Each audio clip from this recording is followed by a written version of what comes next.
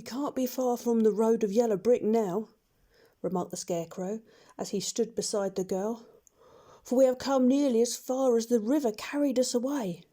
The Tin Woodman was about to reply when he heard a low growl, and turning his head, which worked beautifully on hinges, he saw a strange beast come bounding over the grass towards them.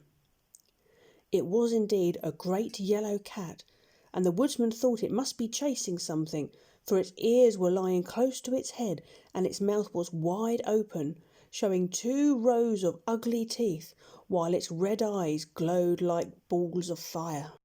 So the Tin Woodman raised his axe, and as the wild cat ran by, he gave it a quick blow and cut the beast's head clean off from its body, and it rolled over at its feet in 2 pieces.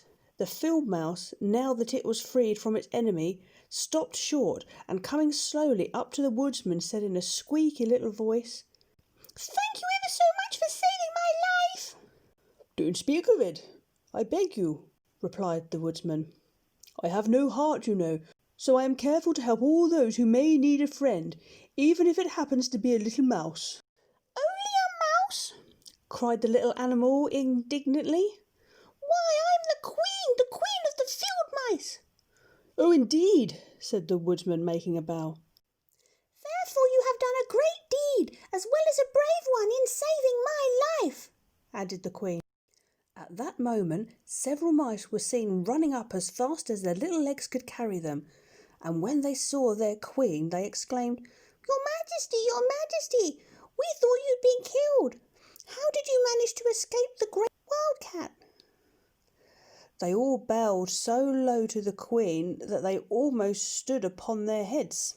"This funny tin man," she answered, "killed the wildcat and saved my life. So hereafter you must all serve him and obey his slightest wish." "We will," cried all the mice in shrill chorus, and then they scrambled in all directions, for Toto had awakened from his sleep, and seeing all these mice around, he gave one bark of delight and jumped round into the middle of the group. Toto had always loved to chase mice, and when he lived in Kansas he saw no harm in it. But the Tin Woodman caught the dog in his arms and held him tight, while he called to the mice, come back, Toto shall not hurt you." At this the Queen of the Mice stuck her head out from underneath a clump of grass and asked in a timid voice, "Are you sure he won't bite us?" "I will not let him," said the Woodman, "so do not be afraid." One by one the mice came creeping back, and Toto did not bark again, although he tried to get out of the Woodman's arms and would have bitten him if he had not known very well that he was made of tin. Finally the biggest mouse spoke. "Is there anything we can do," he asked, "to repay you for saving the life of our Queen?" "Nothing that I know of," answered the Woodsman. But the Scarecrow, who had been trying to think but could not because his head was stuffed with straw, quickly said, "Oh, yes, you can save our friend the Cowardly Lion. He's asleep in the poppy bed." "A lion?" cried the little Queen. "Why, he would eat us up." "Oh, no," declared the Scarecrow. "This lion's a coward." "Really?" asked the mouse.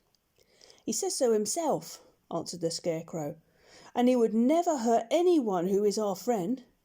If you help us to save him, I promise that he will treat you all with kindness." "Very well," said the Queen.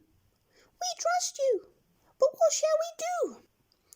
"Are there many of these mice which call you Queen that are willing to obey you?" "Oh, yes, there are thousands," she replied.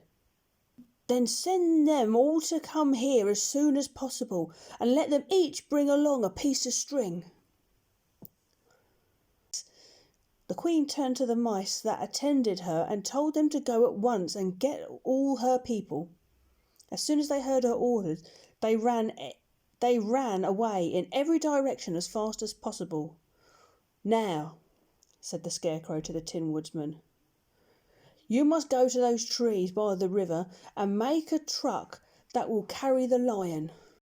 So the Woodman went at once to the trees and began to work. and he soon made a truck out of the limbs of the trees, from which he chopped away all the leaves and branches. He fastened it together with wooden pegs and made the 4 wheels out of short pieces of big tree trunks. So fast and so well did he work that by the time the mice began to arrive, the truck was all ready for them. They came from all directions, and there were thousands of them. Big mice, little mice, medium-sized mice, and each one brought a piece of string in its mouth. It was about this time that Dorothy woke from her long sleep and opened her eyes.